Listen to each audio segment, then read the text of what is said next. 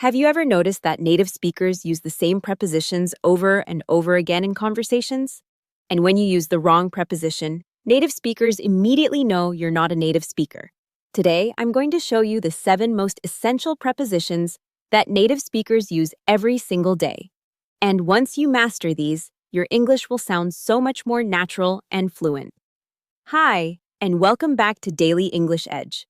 If you're an intermediate English learner who wants to speak English more naturally, this video is for you. Today, we're breaking down the 7 prepositions that native speakers use constantly in everyday conversations. By the end of this lesson, you'll know exactly when to use each one, and you'll have real examples you can use in your own speaking. Let's get started. Let's start with on. This is probably the most common preposition in English. Native speakers use on to talk about position or surface. For example, the book is on the table. I sat on the chair. Your phone is on the desk. But on also means a device or service is active. For example, the lights are on, the TV is on. Can you turn the music on? You also use on with days and dates. For example, the meeting is on Monday. We're starting on July 15th. This is one preposition you'll hear in almost every conversation. Now let's talk about at. Native speakers use at for specific locations, especially when they're precise. For example, I'm at the office. Let's meet at the coffee shop. I'll see you at the station. The key difference between at and in is that at is used when you're thinking of the place as a point, not as an area. You also use at with times.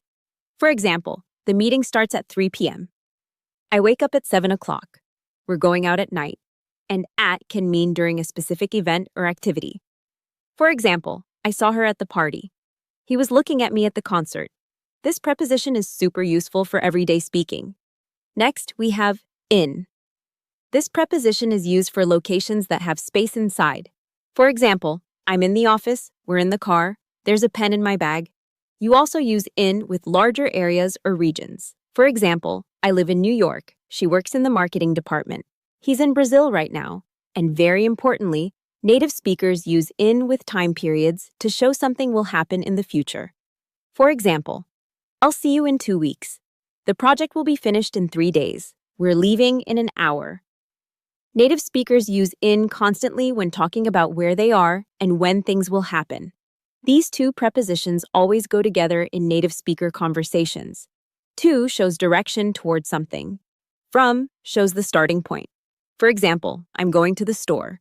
She sent an email to her boss. Can you drive to the airport? And from shows where you came from or where something started. For example, I'm coming from work. This email is from my manager. The train is coming from London. Native speakers use to and from in almost every sentence when they talk about movement or communication. Practice saying these together. I'm going from home to the office. She's flying from Tokyo to Paris. This is essential. Now, with and for are 2 more essential prepositions.